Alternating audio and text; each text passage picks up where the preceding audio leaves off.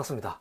앞으로 전문 용어에 대해서 하나씩 설명을 해드리도록 하겠습니다. 왜 전문 용어를 설명하느냐 하면 현재 블랙홀이라는 말을 모르는 분은 거의 없죠. DNA 약 30년 전만 하더라도 블랙홀이라든지 DNA나 하는 용어들은 그 분야를 연구하는 전문가들에게나 통용되는 말이었지 일반인들에게는 아주 생소한 용어였습니다. 그런데 지금은 블랙홀이나 DNA가 전문가들의 전유물이 아니라 일반인들에게 아주 친숙한 용어가 되어 있죠. 앞으로 많은 전문 용어들이 전문가만의 영역에서 일상의 용어로 넘어오는 데까지 크게 시간이 걸리지 않을 겁니다. 지금 현재 트랜스 지방이라는 용어도 일상에서 흔히 사용되고 있죠. 다만 트랜스 지방이 몸에 안 좋다 하는 건 누구나 다 알고 있는데 정확하게 트랜스 지방이 뭔지 모른다는 거죠. 이런 용어가 참 많죠. 그래서 이제 이런 전문 용어들을 하나씩 설명을 하는 시간을 가지도록 하겠습니다. 그러면 이 트랜스 지방이 뭐냐? 트랜스 지방이 뭐냐 전에 지방이 뭐냐 하는 걸 먼저 알아야 되겠죠. 지방은 탄수화물, 단백질과 더불어 3대 영양소로 알려져 있죠. 지방은 에너지원입니다. 주 에너지원은 탄수화물입니다. 탄수화물에 대해서도 언젠가는 할 건데 이 탄수화물이 지금 문제가 되고 있죠. 하지만 우리 탄수화물 없으면 생활 안 됩니다. 탄수화물은 주 영양소로 우리가 살아가는데 필요한 에너지는 거의 대부분 탄수화물을 태워서 얻는다 생각하시면 됩니다. 그러니까 탄수화물 없으면 안 되겠죠. 다만 문제되는 건 지금 탄수화물이 너무 과잉 섭취돼서 문제다 하는 겁니다. 그리고 지방 역시 에너지원입니다. 지방은 세포막을 형성하여 세포의 형태를 유지하게 하는 구조적인 역할도 하고 또한 영양소로도 사용이 되는데 쉽게 이렇게 생각하시면 됩니다. 주로 사용하는 건 탄수화물, 그리고 이제 탄수화물이 없을 때 비상시에 지방을 사용해야 된다. 예를 들면 공복 때 식사를 하지 못하면 우리 몸에 있는 지방을 태운다. 또는 우리가 아주 크게 힘을 써야 한다. 그런데 지방을 태운다. 생각하시면 됩니다. 한마디로 우리가 그냥 지갑에 넣어가지고 현금으로 가지고 다니는 돈은 탄수화물, 그리고 우리가 잘 사용하지 않는 주식이나 부동산 같은 재테크로 묶어놓은 재산은 지방이다. 이렇게 생각하시면 됩니다. 돈 없으면 주식 팔아야 되죠. 돈 없으면 건물 한 개 팔아야 되죠. 이렇게 현금화 시켜서 여유자금 확보해야 되죠. 마찬가지로 탄수화물이 부족하거나 급격하게 에너지를 써야 할 때 지방을 태운다 생각하시면 됩니다. 지방은 지방산과 글리세롤의 결합체다. 이렇게 생각하시면 됩니다. 먼저 용어를 할 때 작은 용어들도 하나씩 설명을 드리겠습니다. 화학구조식에서 보면 많은 화학물질은 하나의 어떤 덩어리가 달려있고, 물론 이것도 탄소, 수소, 산소 이런 많은 원소들로 이루어진 덩어리입니다. 이게 따로 이렇게 되어 있는 게 아니라 많은 탄소, 수소, 산소의 구조물의 말단에 이렇게 끝난다. 표현하기 어려워서 그렇지 이렇게 나타내는 거다 생각하시면 됩니다. 자, 산소와 수소로 구성된 이런 작은 게 달려있다. 이거를 수산기라고 합니다. 지방을 설명할 때 필요한 건 이 수산기.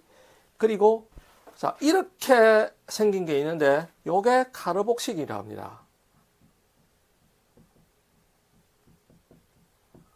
카르복식이라고 하는데 이게 산성을 나타내는 부분이거든요. 나중에 요 수소 이온이 물에 녹으면서 떨어져 나가면서 산성을 나타낸다 생각하시면 됩니다.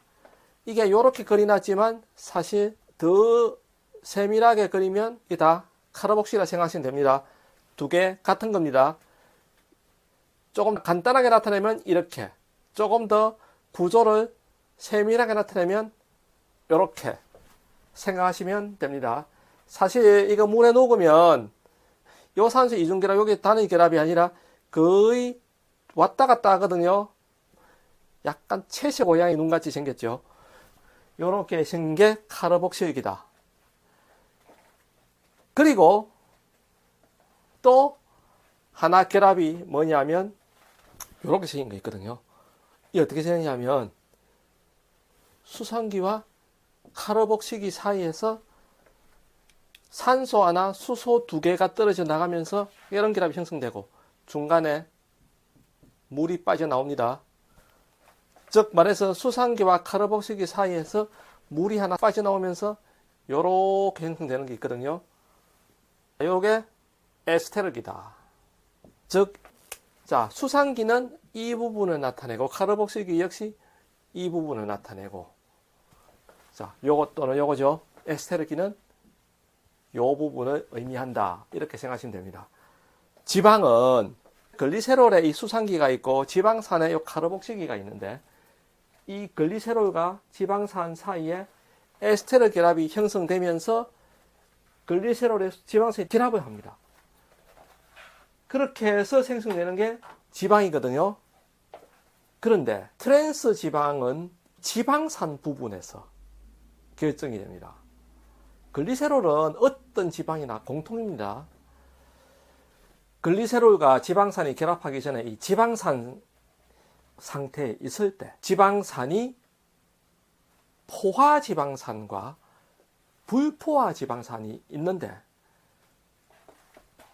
탄소는 원래 최외곽 전자가 4개이기 때문에 다른 분자 4개하고 결합을 할 수 있다. 이렇게 생각하셔야 됩니다. 자, 탄소는 한마디로 결합할 수 있는 판이 4개다.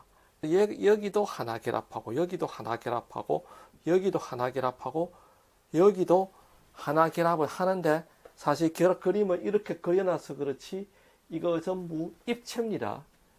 자, 이 4개의 팔이 전부 방향이 달라서, 탄소는 사면체의 중간에 있고, 얘들을 꼭지점으로 생각하면, 꼭지점이 사면체를 이룬다 생각하시면 됩니다. 물론 이 덩어리들도 되게 길 수도 있고 뭐 짧을 수도 있고 원소 하나일 수도 있고 다양합니다. 그런데 탄소는 결합이 4개이기 때문에 탄소끼리 이렇게 연결이 가능하거든요. 이렇게 되면서 다른 부분에는 전부 수소로 이렇게 연결이 되고 여기도 계속 탄소 뭐 이렇게 되고 지방산 같은 경우는 마지막에 이렇게 뭐 여기는 계속 탄소로 연결이 되면서 그냥 간단하게 이렇게 나타나겠습니다. 이건 무슨 말이냐면 이런 구조가 더 길게 연결되어 있다. 뭐 탄소 하나로 끝날 수도 있고 여러 개로 될 수도 있고 그냥 이렇게 한번 생각해 볼게요. 결국은 지방산의 한쪽 끝은 이렇게 되죠. 이 다음에도 이런 게 연결이 되어 있겠죠. 자, 그래서 지방산은 한쪽 끝은 탄소 하나에 수소 3개. 이건 CH3. 이렇게 되어 있죠. 이걸 메틸기라고 합니다. 이거는 카르복실기죠. 제일 끝에 카르복실기가 있습니다. 이렇게 완전히 결합 다한 이런 상태는 포화지방산이라고 하고 불포화지방산은 뭐냐? 자, 간단하게 자 이거 수소로 다 생략하겠습니다. 그냥 탄소만 이렇게 연결이 된다면 뭐 언젠가는 여기 역시 메틸기로 끝나겠죠. 이 수소는 다 생략할게요. 언젠가는 역시 이런 지방산으로 끝이 나겠죠. 그런데 한 군데 이중결합이 된다. 그러면 결합이 하나, 둘, 셋, 네 개가 되기 때문에 결합팔이 하나가 사라져야 된다. 이 두 탄소에 대해서는. 여기 보면 수소, 수소. 자, 이렇게 되죠. 이 탄소도 결합팔이 하나, 둘, 셋, 넷. 이 탄소도 하나, 둘, 셋, 넷. 이렇게 되죠. 자, 요런 경우에 불포화 지방산이 된다. 그런데 이제 요 불포화 지방산에서 트랜스 지방이 있거든요. 이제 트랜스 지방이 뭐냐? 트랜스의 반대는 시스입니다.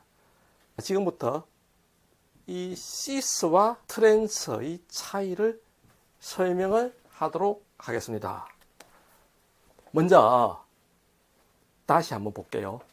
기본은 이렇다. 이런 지방산의 일부분이 있다고 하면 한쪽 말단은 이렇게. 그리고 이건 탄소 7개로 이루어진 하나의 지방산이다 생각을 하겠습니다. 지방산은 그 수에 따라서 탄소가 20개 이상까지 갈 수도 있습니다. 그런데 보통 동물지방산이 포화지방산이거든요. 왜냐하면 포화지방산은 결국은 이중결합이었기 때문에 아주 규칙적으로, 여기 전부 탄소입니다. 아주 간단하게 그린 겁니다. 이렇게 서로 결합하는 자리가 딱딱 맞게 되어 있어요. 그러면 탄소수가 많으면 많아질수록 결합력이 강해지겠죠. 그래서 주로 고체 상태로 존재하는데, 이건 포화지방산인데 만약 한 군데 불포화지방산이다. 그러면 여기서부터 어긋납니다. 이제 불포화지방산은 이렇게 가다가 중간에 한 군데 이렇게 이중결합이 생깁니다. 이렇게 이중결합이 생기면 이렇게 어긋나게 되죠. 포화지방산이 조금 어긋난 형태가 되죠. 불포화지방산은. 이렇게 해서 탄소수가 많아도 잘 고체화되지 않고 액체 상태로 남아있는 경우가 많습니다. 동물지방이 주로 동물지방이 주로 포화지방산이 많고 식물지방이 불포화지방산이 많은데, 그 이유는 동물지방은 세포벽이었기 때문에 세포막이 단단해야 되겠죠. 그래서 결합력이 강한 포화지방산으로 된 경우가 많습니다. 자, 여기서 다시 보면 탄소수가 7개가 있고 불포화 영역이 탄소가 2개가 있죠. 이런 경우에 어떻게 수소가 결합을 하느냐에 따라서 모양이 달라지는데, 수소가 이런 형태로 결합을 할 수가 있고, 아니면 이런 형태로 결합을 할 수 있죠. 시스하고 트랜스의 차이는 뭐냐? 여기에 강이 하나 있습니다. 강이 하나 있는데 여기 건물이 하나 있고 여기 건물이 하나 있고 여기 건물이 하나 있다. 강을 연결해 보면, 자, A의 입장에서 B는 A랑 같은 방향에 있죠. 요 둘 사이의 관계가 시스다. 그리고 이 둘은 강을 건너야 있죠. 맞은편 쪽에 있죠. 이런 경우에 트랜스다. 이제 설명을 쉽게 하기 위해서 이렇게 설명할게요. 자, 이 부분을 A,